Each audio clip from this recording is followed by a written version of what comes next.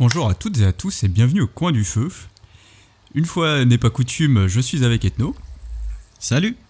Et je suis aussi avec Merlin du livre de Merlin. Enfin, des livres de Merlin, pardon, c'est au pluriel. Bonjour à tous. Et on se retrouve encore tous les trois pour vous parler d'un chef-d'œuvre de la littérature. Ah bah là, oui, c'est un peu... Non mais là, je commence taquin, mais en fait on va dire des choses intéressantes dessus quand même. Tout de même. Oui, enfin, disons qu'on a des choses à dire, ça c'est certain. Exactement. Et du coup, cette fois-ci, c'est Merlin qui va nous présenter le livre, puisque c'est toi qui l'as proposé. C'est ça, au malheur. Après, on a accepté, hein, on aurait pu dire non. Exactement.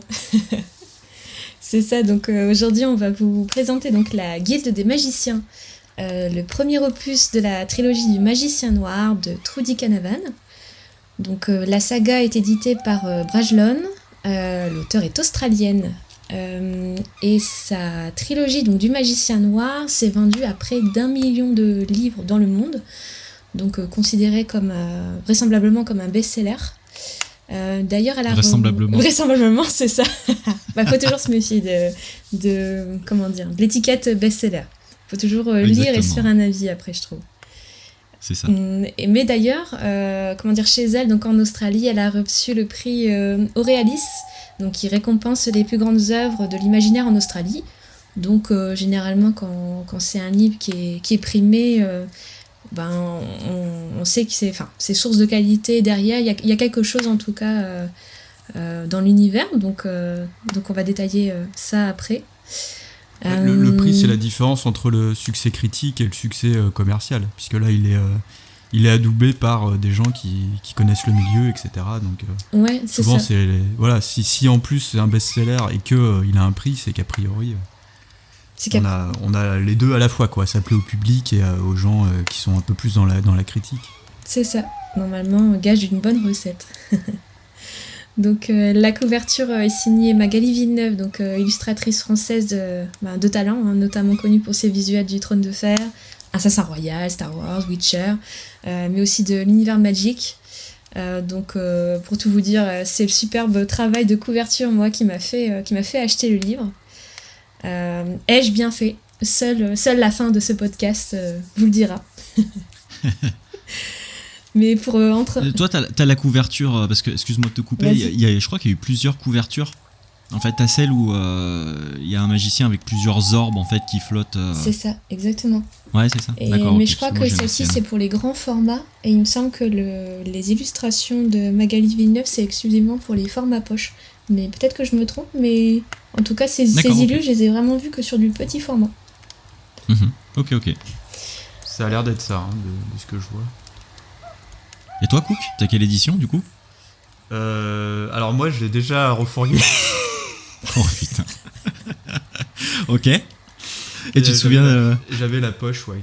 C'est vrai que l'illustration est très sympa. Enfin, en tout cas, ça donne envie de lire, même si, assez classique. Après, j'aime beaucoup le trait de l'illustratrice, donc forcément, j'ai un peu reconnu. Je me suis dit, tiens, ça me rappelle mes petites cartes. Hop, on va regarder. C'est ça. Et ouais, non, c'est toujours un atout d'avoir une belle couverture, mais je trouve qu'elle est quand même assez classique. Donc comment dire, je sais pas si dans un rayon de romans, je serais allé dessus les yeux fermés. Ça marche. Donc rapide résumé du livre. Donc concernant ce premier opus, l'histoire se déroule donc à Irmadin, la capitale de la Kirali. Qui n'est pas vraiment une ville où il fait bon vivre. Parce que chaque année, le roi ordonne à la guilde des magiciens de bouter hors de la ville la vermine parquée dans les taudis, histoire de ne pas se laisser trop déborder. Et c'est au cœur de l'une de ces purges que commence l'histoire, et où la magie de Sonéa, donc une jeune fille, va malencontreusement s'éveiller au nez et à la barbe des magiciens. S'ensuit alors une traque acharnée pour mettre la main sur elle. Elle, cette jeune fille issue des bas quartiers, dont le pouvoir puissant et incontrôlable va soit consumer sa carcasse ou la ville. Juste ça. Et du coup, ce qui crée un peu de tension, c'est que les pauvres n'ont pas accès à l'école de magie, et les filles non plus, je crois, il me semble. S'il y a quelques... Si mes souvenirs sont bons. Il y a quelques jeunes étudiantes, et d'ailleurs, la chef des guérisseurs est une femme, c'est Vinara, oui, je c'est crois. vrai. Enfin, Oui, c'est vrai. j'ai un doute sur son prénom, mais oui, c'est une femme. Donc il y en a quand même quelques-unes, mais en fait, en me remémorant le livre, c'est vrai que des personnages féminins, il n'y en a pas 150. Non. C'est ça. Donc mes chers compères, faisons un rapide sondage.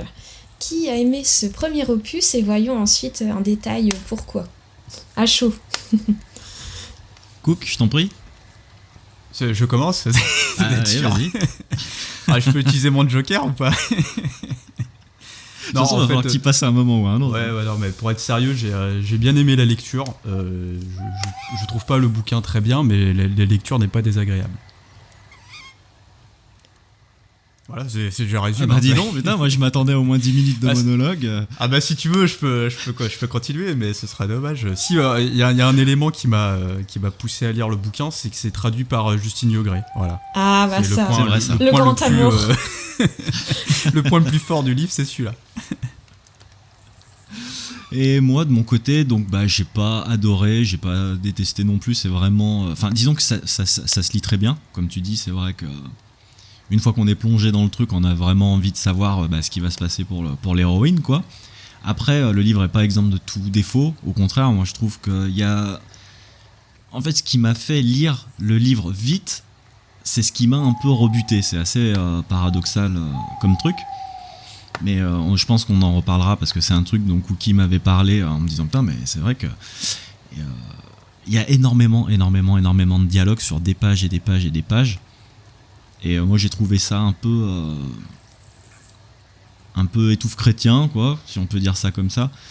Et donc oui, effectivement, ça se lit très vite parce qu'on passe sur des événements aussi, je trouve, ça c'est extrêmement rapidement.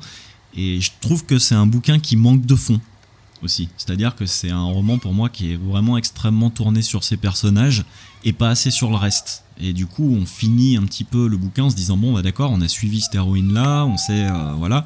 Mais par contre, on sait pas grand chose du monde qui l'entoure. Et ça, j'ai trouvé ça vraiment dommage parce qu'il y a quand même... il y a de bonnes idées, en fait, concrètement. Enfin, voilà. Au niveau de l'intrigue, notamment, c'est quelque chose à laquelle on s'attend pas à la fin. Mais voilà, je trouve que de ce côté-là, le monde est pas assez mis en avant. Ça m'a un peu dérangé. Mais bon, après, c'est propre à moi.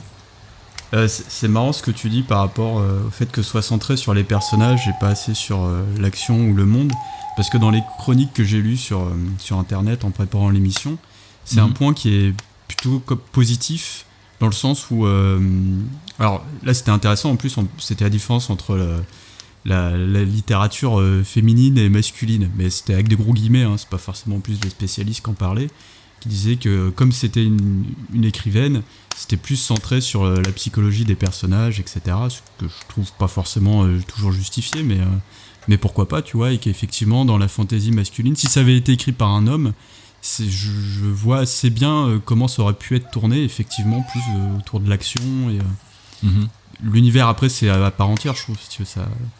Il y a différentes manières de le mettre en scène, mais c'est marrant que t'en parles de cette manière-là. Tu vois, que toi, t'aurais préféré de l'action...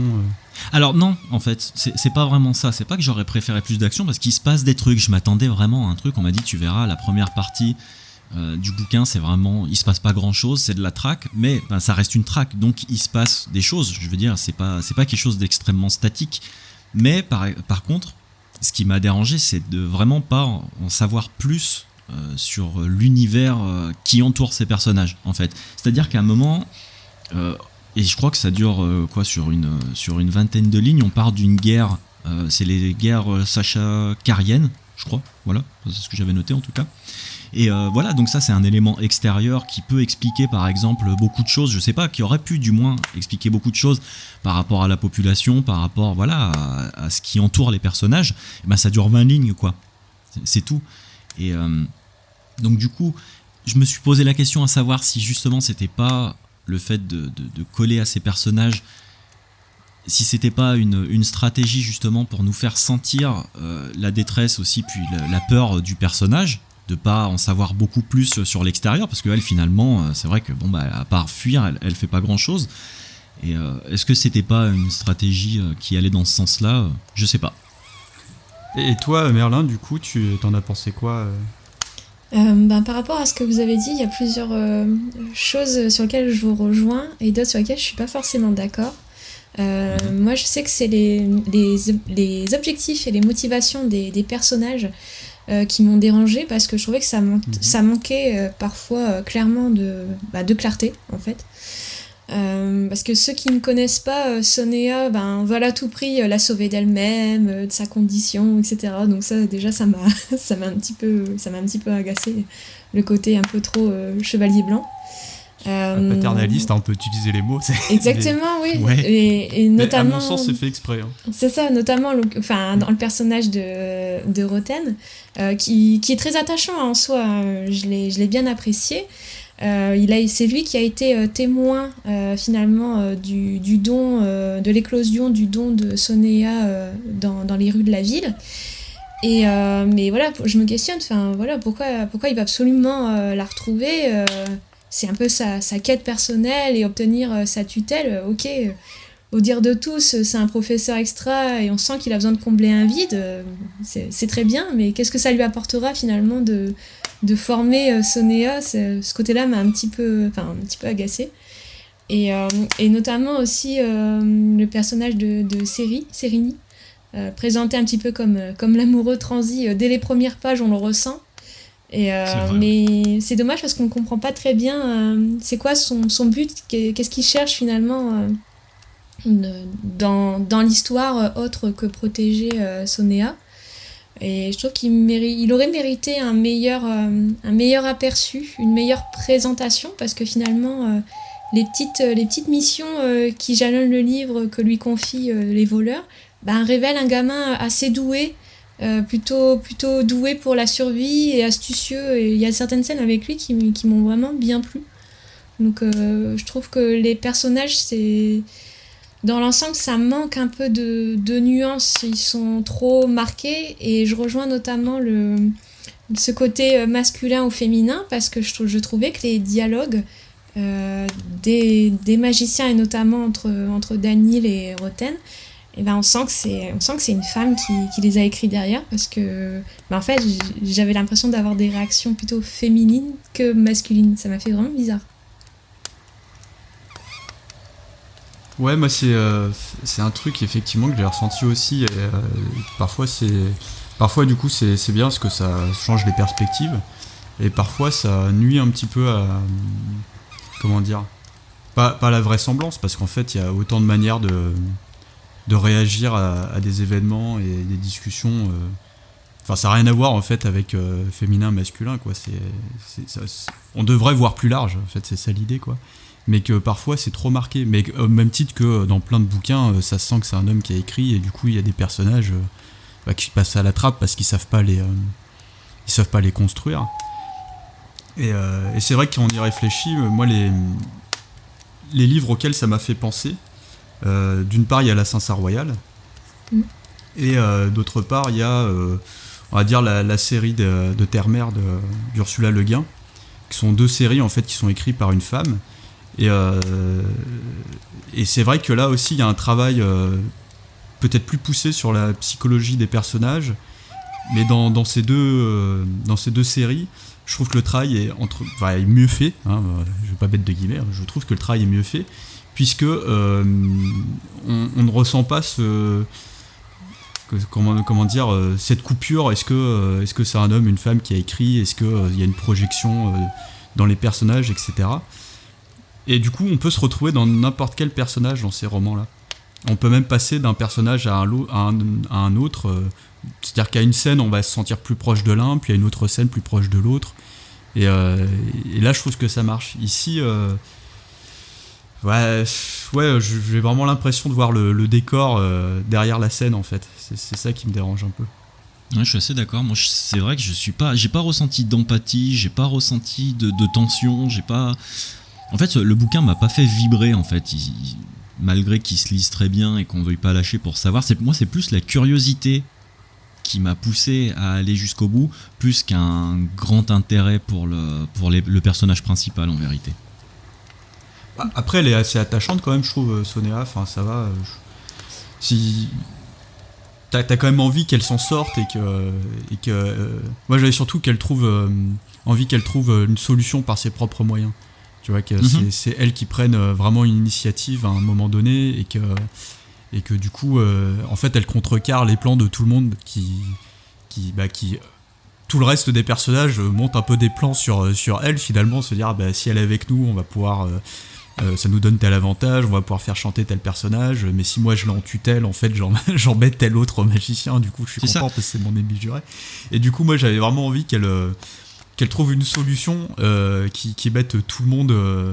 Enfin tu vois, qu'elle dise en fait non, c'est moi qui prends mon propre destin en charge, et si ça plaît à personne, tant pis, et point barre, tu vois. Donc la fin est un petit peu comme ça, mais pas complètement. Et après ça s'explique aussi parce que c'est une série, et quelque part il y a aussi une forme de maturité dans le personnage de Sonea à ce moment-là, parce qu'elle prend des décisions pas que pour elle, mais aussi pour les autres. Bah, tu vois, c'est cette sorte de passivité, moi, en fait, qui m'a elle est pas si passive que ça, au final. Blasé. Bah, disons qu'elle fuit, donc non, elle est pas passive, elle se pose des questions et tout, mais c'est vrai que moi, j'aurais peut-être voulu la voir réagir un peu plus. Elle a un don qui arrive, donc oui, elle se questionne par rapport à ça, ça c'est certain, mais après au bout d'un moment tu vois, elle se rend compte qu'elle a quand même un sacré pouvoir, parce que ça, pendant la purge justement, on la voit, elle balance une pierre qui traverse un bouclier, puis c'est à ce moment là où voilà, il y a tout le questionnement qui arrive, de savoir est-ce que ça va être une grande magicienne ou pas, nanana. Et plus ça va, plus elle avance dans le bouquin et plus son don se développe en fait. Et à un moment justement, moi j'aurais voulu la voir dire putain, mais en fait j'ai ce don là, je suis capable de faire les choses, donc maintenant comme tu dis Cook, il y aurait pu avoir des situations où justement elle prend les choses en main et que là on aurait pu découvrir aussi sa vraie force, sa force mentale au-delà de sa force magique entre gros guillemets, tu vois. Ça m'aurait plu. Ouais, je rejoins totalement sur la passivité de l'héroïne, mais au-delà du personnage, je pense que c'est la construction du récit qui va pas en tant que tel. C'est que en fait j'ai eu cette impression en fait tout au long du livre qu'il se passe quelque chose, mais en fait on l'avait déjà anticipé en tant que lecteur. En fait il n'y a pas vraiment de réelle surprise. Les personnages, à travers l'auteur, à travers les personnages, nous a guidés et nous a fait arriver d'un point A à un point B, et on savait exactement où est-ce qu'on allait aller. Et moi personnellement, Sonea, je l'ai pas appréciée. Je me suis pas identifiée à elle, et surtout je l'ai trouvée très naïve. Donc sur ce premier tome, clairement ça pose les bases de l'univers. Il y a pas beaucoup d'action, mais ça permet de découvrir toute la palette de personnages, et ça permet également d'en apprendre plus sur l'adolescente. Et elle m'a pas du tout convaincue par ses réactions en fait naïves, ses répliques qui sont des fois un peu caricaturales, son comportement des fois inadapté. Et j'ai un exemple qui me revient en tête, c'est que à un moment elle espionne la guilde, donc elle est cachée aux yeux de tous, et elle voit pour la première fois la chambre d'un ou d'une novice, et elle qualifie la chambre de pas très folichon. Et là tu te dis attends, la gamine elle a plus de toit au-dessus de la tête, elle a été chassée de sa maison délabrée en plein hiver, elle est traquée, mais elle trouve la décoration moyenne. Enfin, pour moi, c'est pas passé, malheureusement. Ouais, non, je vois ce que tu veux dire, ouais. Oui, il y a quelques maladresses. Mais ouais, je te rejoins aussi sur la construction, effectivement, qui... Enfin, je vous rejoins, parce que c'est un peu ce que tu as dit aussi, Ethno, avec le fait qu'on est un peu tout le temps dans la fuite, et du coup, ça... En fait, ça crée une action, certes, mais c'est une action qui manque un peu de force, puisque on fuit toujours devant l'adversaire, etc. Après, ça peut être un style aussi, donc pourquoi pas, mais en fait, on sent pas le danger. Et là, ça rejoint ce que tu dis, Merlin, c'est qu'effectivement, on voit les choses venir assez longtemps à l'avance, et du coup, on va être obligé de faire des comparaisons avec d'autres romans jeunesse. On parlait d'Harry Potter hors antenne, et c'est une des forces, par exemple, de Rowling, c'est que là aussi, on pourrait voir les choses arriver à l'avance, puisqu'elle prépare toujours le terrain en mettant des éléments en avant, etc. Mais elle crée aussi beaucoup de fausses pistes ou des pistes détournées. Ce qui fait que quand on voit les choses arriver, on se dit ah ben oui tiens en fait j'aurais pu le prévoir mais c'est malin parce que je l'ai pas prévu comme ça. Et ici c'est pas le cas, c'est-à-dire que quand on vous présente un élément, vous pouvez être certain qu'il sera utilisé tel qu'il vous est présenté. Ouais, et là ouais c'est un manque de comment dire de oui on peut pas à ce niveau-là en tout cas les deux romans sont pas du tout au même niveau quoi. Ouais, ça manque de malice en fait moi je trouve. C'est ça, parce que je me dis surtout quand t'es... parce que ça se destine avant tout à des, on va dire des adolescents. Je pense que ça fait quand même partie des choses que tu vas retenir quand tu lis ce type de récit. C'est quand même le fait que t'apprends finalement, en plus de lire, t'apprends à comment est-ce qu'on construit une narration et comment est-ce qu'on peut jouer avec la narration. Sans forcément te le formuler comme ça, mais inconsciemment ça te travaille et tu vas retenir ces livres-là parce que... ils t'ont montré quelque chose que t'avais pas imaginé, tant sur le plan de l'histoire que sur la technique en elle-même en fait. Et là, je suis pas sûr qu'on retienne grand-chose à ce niveau-là quoi. Parce que même le twist final de ce premier tome, bon déjà il est cramé à 100 km. Après c'est peut-être par habitude, je sais pas. Mais en plus, je trouve qu'il est, au moment où les personnages découvrent ce dont il est question. Je trouve pas que ça fasse un gros cliffhanger, tu dis incroyable comment va se passer la suite, etc. quoi. C'est assez plat, je trouve. Non, en fait, ça te fait découvrir un méchant que t'attendais pas et parce que c'est vrai que tout au long rien du que livre, le nom, attends. Ouais, non, mais c'est il ça. a déjà un nom de Parce que méchant, s'il te plaît. Tout au long du livre, finalement, ou du moins pendant la première partie, plutôt, on nous montre quelque chose de mal. Un mal qui n'en est pas un en fait, on s'en aperçoit quand justement elle rejoint la guilde. C'est vrai qu'on pointe du doigt tout ça en disant ouais les magiciens c'est pas, fais gaffe à toi, d'ailleurs elle les fuit pour ça et au final on s'aperçoit que bon elle va intégrer la guilde et c'est vrai que c'est une fausse piste en fait, c'est ce que tu disais tout à l'heure, mais j'ai pas trouvé ça vraiment transcendant au niveau, j'ai pas été sur le cul en me disant putain non en fait ils avaient l'air vraiment méchants, en fait ils le sont pas et y a pas eu vraiment de surprise à ce niveau là. Ils ont pas l'air spécialement méchants en plus et ils ont l'air hautains si tu veux mais pas méchants, enfin tu vois c'est... tu sais ils chassent quand même les pauvres d'une ville, c'est une purge, ils y participent donc forcément t'as une vision négative quand même de la chose. Ah oui bien sûr mais comment dire, c'est plus on est sur de la lutte de classe là, on n'est pas sur le bien et le mal, tu vois c'est... Non, mais après, je pense que justement, en se mettant dans la peau d'un adolescent ou alors d'un jeune lecteur qui commence une lecture comme ça, qui n'a pas spécialement l'habitude d'avoir un Sauron en face pour personnifier le mal ou quoi que ce soit qui veut détruire la Terre, je veux dire, ça crée quand même une certaine révolte. Normalement, je pense que c'est un livre qui est destiné aux adolescents qui, donc, déjà, dans une période de rébellion, tu vois, donc je pense que jouer sur cet effet-là, ça peut provoquer une certaine colère et dire putain mais les mecs ils sont vraiment cradingues, ils virent les pauvres des villes, ils participent à une purge, donc bon pour nous peut-être que c'est pas, ça nous prête à sourire, mais peut-être que pour un gamin un peu moins. Ouais, je vois ce que tu veux dire. Tu vois, après pour le reste voilà, pour en revenir à ce que je voulais dire, c'est vrai que le twist final c'est pareil, j'ai été étonné en me disant putain mais non c'est pas vrai, c'est pas ça. Tu vois, c'était pas le bon étonnement, tu vois, de me dire putain mais je suis sur le cul, bon d'accord en fait c'est juste un pélo, ok bon on va le retrouver dans le prochain bouquin et puis voilà quoi, mais ça met quand même 400 pages pour nous dire ça quoi. J'ai trouvé ça un peu longuet en fait. Ouais, j'ai la même réaction que toi par rapport à ça.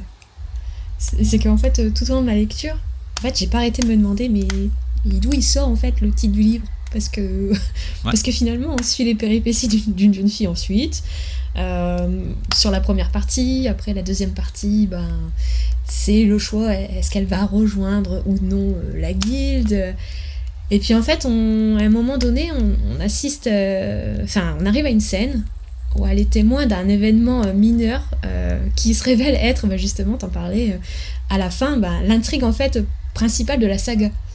Mais en fait, ça a tellement été mis en arrière-plan que je suis passée totalement à côté en me disant mais c'est ça, ok, sympa. Enfin, sans plus quoi. parce que comme on connaît pas en fait les us et coutumes des magiciens, en tant que lecteur, au premier abord, on comprend pas forcément immédiatement le problème. C'est seulement à la fin qu'on comprend, et je sais pas si j'ai trouvé ça maladroit ou bien joué, parce que pour le bien joué, ça a attisé ma curiosité, donc c'est ce qui m'a fait poursuivre sur le second tome. Mais comme tu dis, il a fallu attendre quand même 360 pages pour déclencher un intérêt. Et en plus, c'est juste dans les 10 dernières pages. Donc, faut vraiment avoir envie d'aller plus loin. Hein. En fait, ce qui manque, c'est plus de... Là, ça pourrait coller avec ce que tu disais par rapport à l'univers ethno. Et toi, ce que tu disais, Merlin, sur le fait que c'est un événement mineur qui nous met un peu sur le début de la piste, c'est qu'il aurait fallu plus de petits événements ou de choses en fond, en fait, qui disent tiens, il y a un truc bizarre qui se passe, on sait pas, un mal inconnu, etc. Et à ce moment-là, effectivement, ça aurait marché. D'ailleurs, ça aurait pu faire partie des événements ou des éléments qui aident ou pas la fuite de Sonia. Ça aurait été pas mal, parce que ça crée une tension supplémentaire, un ennemi inconnu. Et c'est en ça que je comparais avec Harry Potter, c'est que Rowling, elle met ces événements mineurs, mais elle met plein d'événements mineurs. Et d'ailleurs, le personnage de Fergoun, je crois, fait beaucoup penser au personnage de Malfoy, par exemple, c'est-à-dire un personnage qui crée un obstacle, mais qui en fait n'est pas l'obstacle principal. Mais le fait que lui se place en obstacle, ça déclenche des événements ou des réflexions qui vont nourrir la trame principale qui là est du coup le magicien noir, qu'effectivement on voit qu'à la fin du premier tome. Mais ça qui est une bonne chose, je pense qu'on en apprenne vraiment plus à la fin. Mais il n'a pas été bien construit en fait. Non, c'est ça, ouais. Et c'est là où on rejoint encore ce que tu disais, Merlin, sur la construction du roman, c'est que le manque il est ici, c'est qu'en fait et ce que vous disiez, c'est c'est les dernières pages en fait, et pourquoi est-ce qu'il y a tout le reste dans une série ça s'entend, mais il faut quand même que dans le livre lui-même, intrinsèquement, ça fonctionne déjà. D'où le premier tome d'Harry Potter ou le second tome qui se finit quand même. En fait, il y a vraiment une histoire qui se termine, mais ça permet aussi de donner du corps à ce qui va se passer par la suite et qui va permettre d'avoir quelque chose de plus sériel à partir du 4 et du 5. Ce qui là, j'ai pas l'impression que ça marche. Et d'ailleurs, en parlant de série, moi ça m'a fait beaucoup penser plus à un scénario de série qu'à un scénario de livre. Et le fait qu'il y ait beaucoup de dialogue fait penser à ça. C'est que la série télévisée ou Netflix, etc., c'est quand même basé à 90% sur les dialogues. Parce que ça coûte moins cher, etc. Enfin, c'est le principe des séries. Et sauf que autant sur un truc que tu regardes, ça passe, autant dans un livre, le temps de la narration et le temps que tu passes à lire, en fait, sont pas du tout les mêmes que pour une série. Donc, à mon avis, c'est pour ça fait une espèce de dissonance. Pour rebondir sur ce que tu dis aussi, je trouve que donc c'est vrai que au final, c'est pas trop dérangeant quand on apprend vraiment qui est le magicien noir dans les dernières pages. Ça aurait pu faire un bon cliffhanger, par exemple, pour t'amener sur la suite et te donner envie de rebondir sur la suite et acheter les autres bouquins. Mais le problème, c'est qu'un bon cliffhanger, ça se construit en fait. Et là, on n'a pas eu l'impression que ce cliffhanger-là, que cette révélation du personnage a pas été super bien amenée, ou alors a été mal construite pour nous permettre de dire putain, faut absolument que... Voilà, lui, je l'attendais pas là, par exemple. Il jouait un rôle dans l'intrigue. Je l'attendais pas ici, maintenant j'attends de voir ce qu'il va faire. C'est-à-dire qu'on n'a même pas le temps d'apprendre à connaître ce personnage-là, qu'on comprend que du coup on va le retrouver dans 2 autres séries, mais on sait même pas qui c'est. C'est-à-dire qu'on n'a même pas eu l'envie ou le désir. Oui, j'ai même pas envie de savoir ce qui lui arrive à ce personnage. Ouais, voilà. C'est le grand méchant, tu fais d'accord. Okay. Il arrive comme ça, c'est pas ce qu'il a fait. D'accord. Alors que si on s'y était soit attaché, soit justement qu'on l'aurait déjà plus ou moins, qu'il aurait été très distant, etc. Mais tu sens qu'il avait du poids. Là, ça aurait changé. Ça aurait changé la donne. Ça aurait tout changé, ouais.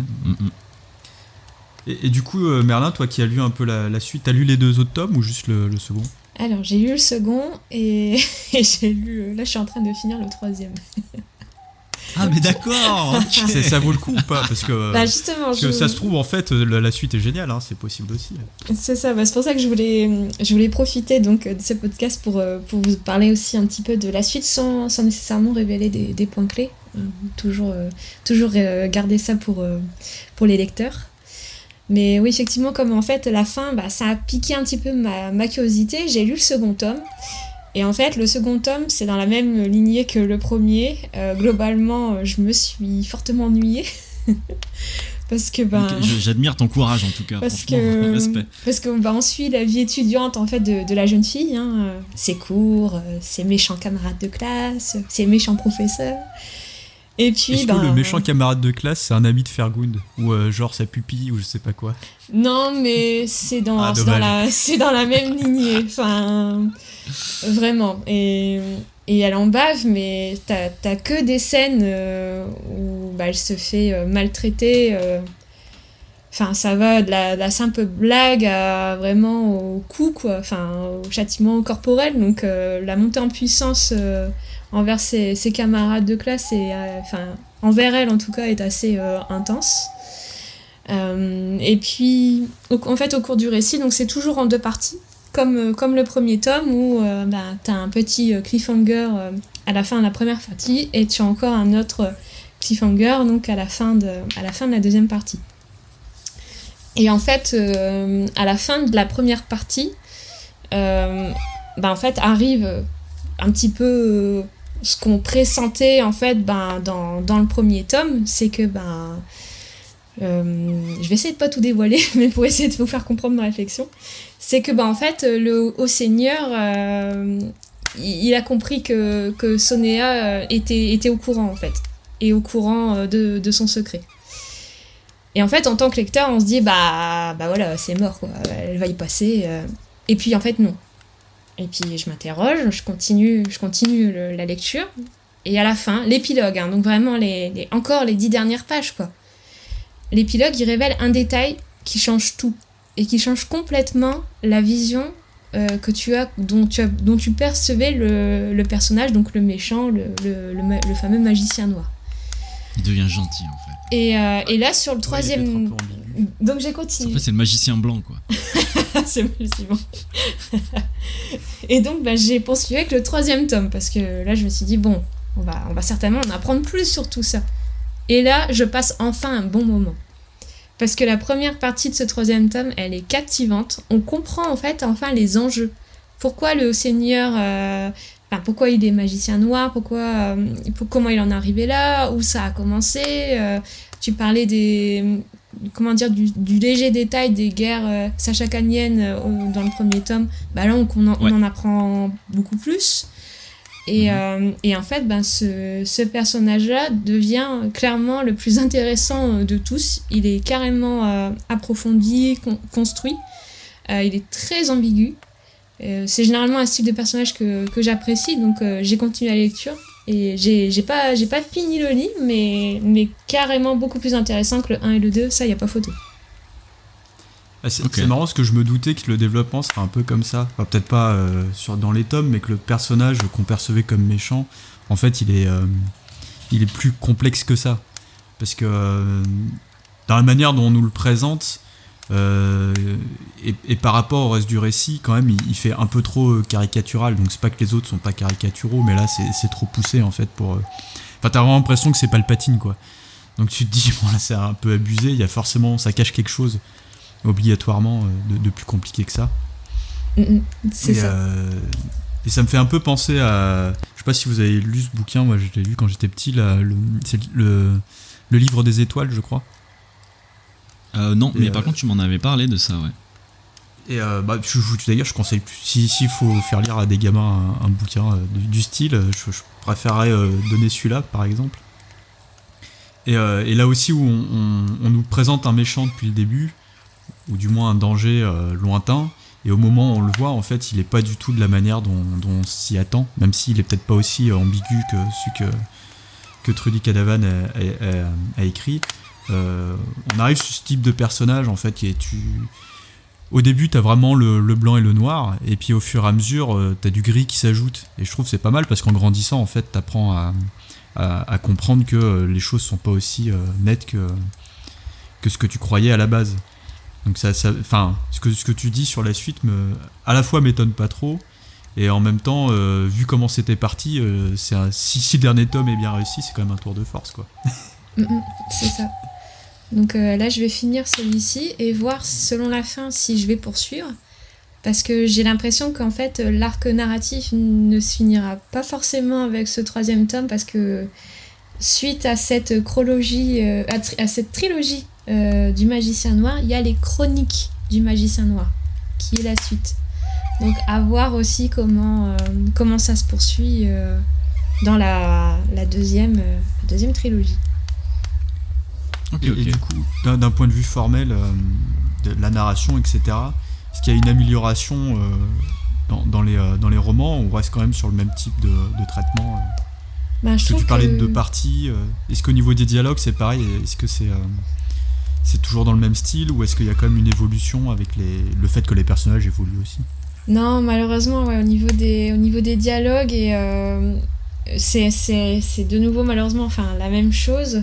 Et il y a aussi encore des incohérences ou des choses qui me font un petit peu hérisser. J'avais un exemple en tête. À un moment, Sonia en fait est dans une zone un peu ennemie, où elle doit se cacher. Donc elle s'est déguisée en fait, sauf qu'elle a toujours ses bottes d'apprenti. Et là, elle se demande si elle devrait pas enlever ses bottes. Bah oui, mais bon, t'es en pleine fuite, t'es en pleine montagne, il fait froid, tu vas juste enlever tes bottes pour qu'on te repère pas. Tu vois, il y a des incohérences comme ça où ça me fait... Je me mets une serviette sur la tête, comme ça personne ne me verra. Ça me fait un peu sourire. Elle aurait des lunettes, ce serait facile. Bah vas-y, c'est ça, enlève tes bottes, gèle-toi, vas-y, marche, et puis... Là, des lunettes. C'est la base, les lunettes. Hein. Moi, si je les enlève, tu me reconnais plus dans une fois. Ah non, mais c'est ça. Et c'est pour ça que j'ai toujours un carton sous le bras. Hein. Hop. C'est super important. Toujours avoir son carton, hein, pour se camoufler. Moi, je fais ça au boulot. Hein. Je me mets sous la table. Donc ouais, des incohérences. À un moment, les magiciens, ça on le savait dans le tome 1, ils communiquent par la pensée. Et je ne sais plus qui c'est, l'administrateur, je crois, ordonne en fait que plus personne en fait ne communique par la pensée, pour une raison très précise. Et quelques pages après, ils rediscutent tous mentalement à distance. Et tu dis, mais les gars, vous avez pas compris qu'il fallait pas le faire du tout. Et on se dit, mais pourquoi l'auteur a fait ce choix? Donc il y a des incohérences comme ça qui pop durant la narration. Ouais. C'est vrai que après, moi, tout le long... Ouais, vas-y, Non, vas-y, Cook. Vas-y, je t'en prie. En fait, ouais, c'est marrant que tu t'appuies sur ces incohérences, parce que moi, je suis pas du tout... c'est quand même très rare que les incohérences minimes me dérangent, en fait. Mais du coup, ça me fait penser à un truc que j'avais pas formulé comme ça, mais... Si je devais vraiment résumer le livre, je dirais que c'est maladroit. Et ces petites incohérences là répétées, ça fait partie du reste en fait. Il y a vraiment une maladresse, je trouve, dans l'écriture. Alors après, je mets au défi de quiconque de commencer à écrire un livre de faire mieux du premier jet. Hein. C'est pas, je pense qu'elle a quand même travaillé son texte, mais le produit final est maladroit, je trouve. Ouais, je te rejoins là-dessus. Après, il y a un truc dont on a parlé mais qu'on n'a pas vraiment abordé, c'est qu'il s'agit d'un roman de littérature jeunesse aussi. Donc c'est vrai que nous, en tant qu'adultes, on peut pas demander à avoir les mêmes ressorts scénaristiques ou le même traitement des personnages, parce que notre vision est peut-être un peu plus complexe. Tu parlais de nuances tout à l'heure, c'est vrai qu'un ado, il aura peut-être moins ces bases-là, voire même pas du tout, qu'un adulte. Et c'est vrai qu'en lisant, je me demandais si par exemple, moi, c'est un bouquin que je mettrais entre les paluches de ma fille quand elle serait plus grande. Donc je pense que j'en ferais passer d'autres avant. Mais grosso modo, c'est pas une lecture que je lui dirais non. Surtout, lis pas, parce que ça plante quand même 2-3 trucs. Je veux dire, pour en revenir à la purge, voilà, on parle quand même de trucs de société, de sujets de société, ça traite de l'adolescence, surtout qu'après, d'après ce que dit Merlin, ça se passe à l'école, elle a des problèmes, donc ça c'est assimilé à du harcèlement moral, à du harcèlement scolaire, à du machin comme ça, et je pense que c'est un bon pied à l'étrier pour arriver à traiter certains sujets qui peuvent être compliqués pour des ados ou des machins comme ça. Et je pense que ça peut être une bonne introduction justement à la magie, parce que c'est pas outrancier non plus. Et voilà, il y a cette notion de basse magie quand même, parce que là elle fait pas des trucs de ouf non plus. Et il y a quand même à côté de ça quelque chose de comment dire, au niveau de la construction du personnage qui affronte des problématiques. Et je pense que ça peut être intéressant pour un ado qui veut essayer la fantasy ou qui en lit peut-être déjà un petit peu, de se lancer dans ce bouquin. Parce que c'est vrai qu'en tant qu'adulte, on ironise vachement sur les situations, on est quand même assez critique dessus. Et je pense qu'en se mettant à la place d'un ado ou même d'un gamin plus petit que l'adolescent, ça peut être un bon pied à l'étrier quand même, ce livre. Ouais, moi je répondrai en deux parties. Déjà, la première partie, le sorcier de Terre-Mère, voilà, je développe pas. Mais ça, oui. Ok, enfin ça reprend tout ce que t'as dit, mais en 1000 fois mieux. Et après, ça se fait assez bien à l'adolescence aussi. Hein.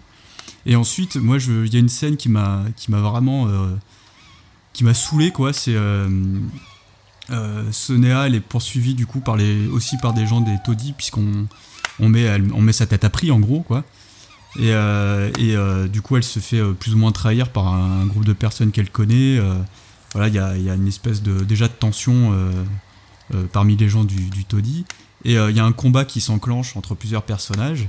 Et la gestion de l'action à ce moment-là, elle est catastrophique. Enfin, c'est long pour rien. Il y a des histoires de faire voler des planches, etc. Mais c'est l'enfer sur Terre, quoi.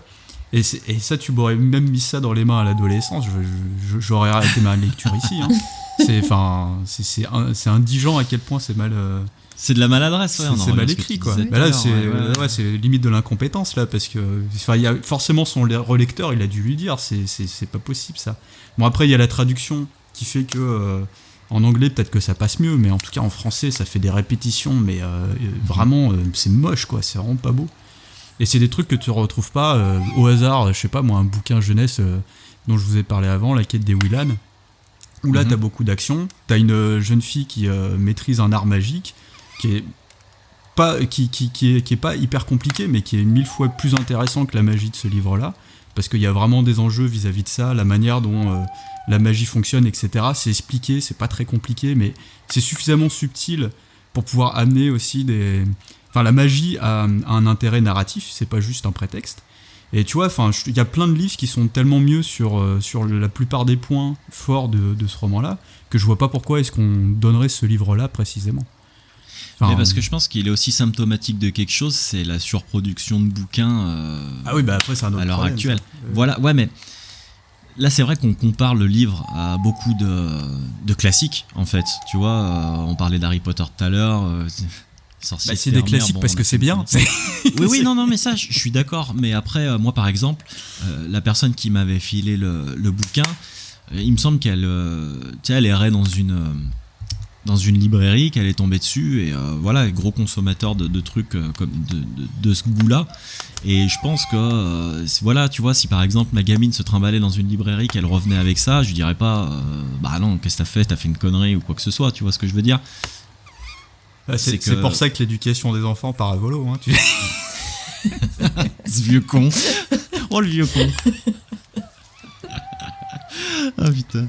Non, mais tu vois ce que je veux dire, c'est qu'on en parle, enfin, on en a souvent parlé, surtout au début du podcast, et je pense que ce bouquin il s'inscrit clairement là-dedans, quoi. Il y a tellement de trucs qui sortent, que c'est mis en avant, en plus c'est facilement trouvable, c'est facilement voilà, c'est. Oui, puis je pense que c'est loin d'être le pire. Enfin, très loin. Oui, surtout. Ouais, carrément. Et toi, Merlin, ton avis sur la question ? Est-ce que tu le mettrais entre les mains de ton ptio ? En fait, je vous rejoins tous les deux sur cet avis. Je pense que pour des ados qui veulent s'initier à l'imaginaire ou se plonger dans un univers simple et accessible, je pense que la série, en plus en 3 tomes, c'est parfait. Enfin, il n'y a pas besoin de partir sur des des séries de 12 tomes ou autre. Enfin, je pense qu'en 3 tomes, là, ça suffit. Pour des adultes et des lecteurs assidus, bah, je leur recommanderais plutôt de passer leur chemin ou alors de le lire, mais pour se délasser. Mais en gardant à l'esprit de ne pas être trop regardant ou tatillon sur le récit pour ce côté maladroit. Surtout, c'est que je trouve dommage d'attendre en fait, le 3e tome pour enfin entrer dans le vif du sujet. Est-ce qu'on n'aurait pas pu fusionner le 1 et le 2 sur certains points, créer un peu plus de rythme et vite arriver en fait à l'élément un peu perturbateur et puis lancer la résolution du problème en fait. Ouais, ça aurait pu. Après, je pense que c'est justement un problème d'édition aussi, peut-être. Hein. Ouais, est-ce que la trilogie aussi, c'est assez vendeur, donc je sais pas s'il n'y a pas eu... si elle avait un texte plus condensé, puis qu'on lui a dit, non, en fait, il faut le faire en 3 parties, c'est possible aussi. Hein. C'est vrai qu'on n'en a pas parlé, mais notamment dans l'édition jeunesse, t'as quand même un cahier des charges assez costaud. Donc peut-être que ça joue aussi, ouais. Faudrait qu'on lise tous la trilogie en entier pour savoir où on aurait coupé. Peut-être qu'on se serait retrouvé avec un tome ou deux beaucoup plus compact et percutant. Ouais, franchement, c'est fort possible. C'est fort possible. Après, moi, il y a des choses aussi qui m'ont plu, je sais pas pour vous, mais ça a été au niveau du quartier de la guilde. Je trouve qu'on imagine bien les membres de la guilde avec leur code couleur, l'architecture des lieux. Alors, peut-être que la mécanique magique aurait pu être un peu plus approfondie et travaillée, mais il y a une scène que j'ai bien aimée, c'est quand à un moment donné, en fait, elle doit forcément apprendre à contrôler son don, sinon elle va se consumer elle-même. Et en fait, sa conscience est semblable à une maison. Dont les portes permettent en fait de cacher des secrets et de permettre même à un magicien d'entrer finalement dans son esprit, mais en fait il passe le pas de la porte. Et ça, cette figure-là, je l'ai vraiment bien appréciée. Oui, après il n'y a pas que des points négatifs, c'est sûr. Moi ça me fait penser à la maison pour mémoriser. Tu sais, tu rentres dans une pièce et tu déposes quelque chose, pour comme ça quand tu y retournes tu t'en souviens. C'est vrai que l'analogie elle fonctionne bien avec l'esprit et ça marche bien. Et, sur la magie, ce que je trouvais bizarre surtout, moi, c'est déjà pourquoi il y a des mages guerriers, on comprend pas trop l'utilité. Et ensuite, ce qui était pas mal, mais en même temps peut-être pas assez développé, mais que moi j'ai vraiment trouvé intéressant, c'est qu'on est vraiment dans une école type université de magie, c'est-à-dire que les magiciens, les professeurs, ils travaillent sur des sujets de recherche qui sont liés à des choses du quotidien, faire avancer un peu la société par le biais de la magie, comme si c'était un domaine de recherche à part entière, qu'on peut mêler à d'autres disciplines. Et ça, j'ai trouvé ça pas mal de le sortir du simple fait de je lance un sort pour avoir un effet automatique. Là, en fait, on utilise la magie pour pouvoir améliorer le quotidien et s'en servir comme nous, on se sert de la technologie, par exemple. Et d'ailleurs, ils mêlent assez souvent les deux, la technologie et la magie. Et c'est vrai que ça, c'était une idée qui était plutôt intéressante. Je sais pas si c'est développé par la suite, mais je trouvais ça assez original. Enfin, on nous présente rarement la magie comme ça.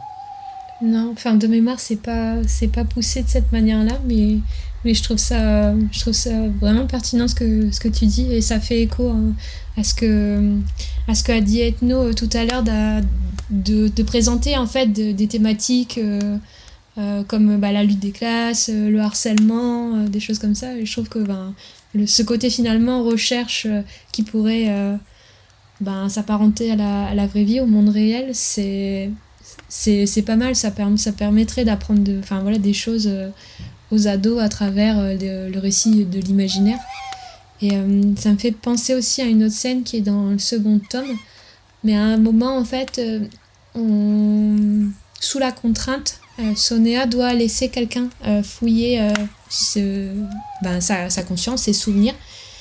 Donc en fait, y a quelqu'un qui fouille entre guillemets sa maison, en fait, son esprit, et on sent son malaise, sa répugnance, parce qu'en fait, elle est pas du tout consentante en fait par rapport à la personne qui fouille ses souvenirs, qui les manipule, qui prend ses images, etc.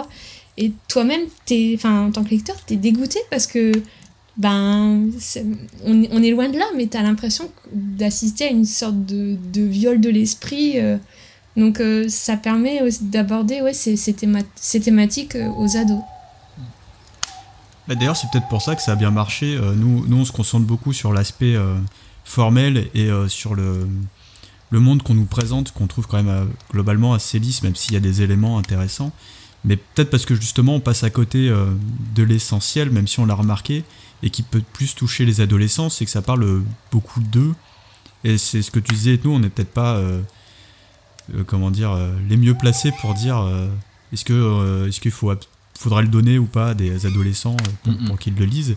C'est que peut-être que toutes ces petites choses qui pour nous paraissent logiques, enfin résolues, même si c'est pas présent dans beaucoup de livres, peut-être que ça leur parle beaucoup plus et que c'est pour ça que ça s'est aussi bien vendu et que c'est peut-être l'argument principal, il est plus de ce côté-là que sur l'aspect purement fantasy et qualité d'écriture.